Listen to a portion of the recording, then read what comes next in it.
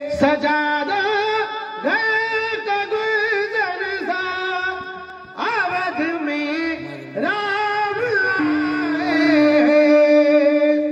सगळ्या भारतामध्ये त्याचा जल्लोष केला. ऐका आता त्यांच्या वडिलांना किती दुःख आहे. ऐका, प्रभू रामचंद्रांना वनवास सांगितला गेला आणि प्रभू रामचंद्रजी वनवासाला जात असताना कौसल्या माता आई आहे ना तिची, हिच्या गाड्याला पडायची, रडायची, माझा वनवासाला राम.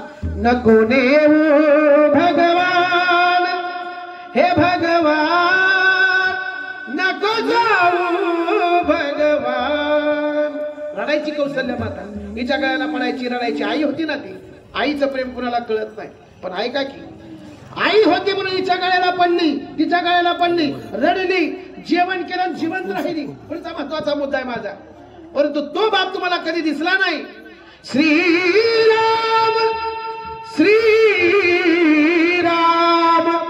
श्रीराम श्रीराम श्रीराम श्रीराम श्रीराम म्हणत म्हणत म्हणत ज्यानं आपला प्राण सोडला तो बाप कुणाला दिसला आजपर्यंत नाही दिसत.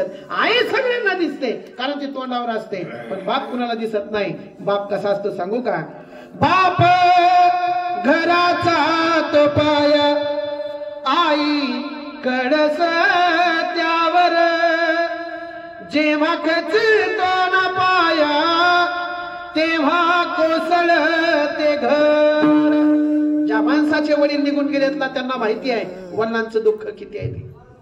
बाप तलवार ढाल, बाप पेटती मशाल, बाप जागतो म्हणून घर झोपते खुशाल.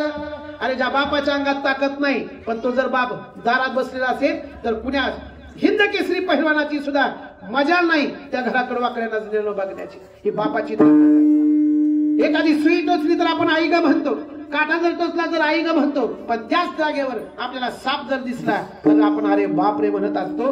पण एवढं प्रेम करणारे आई वडील आहेत, पण याच्यापेक्षा सुद्धा जास्त प्रेम करणारे, याच्यापेक्षा जास्त उपकार करणारे कोण आहेत? केले उपकार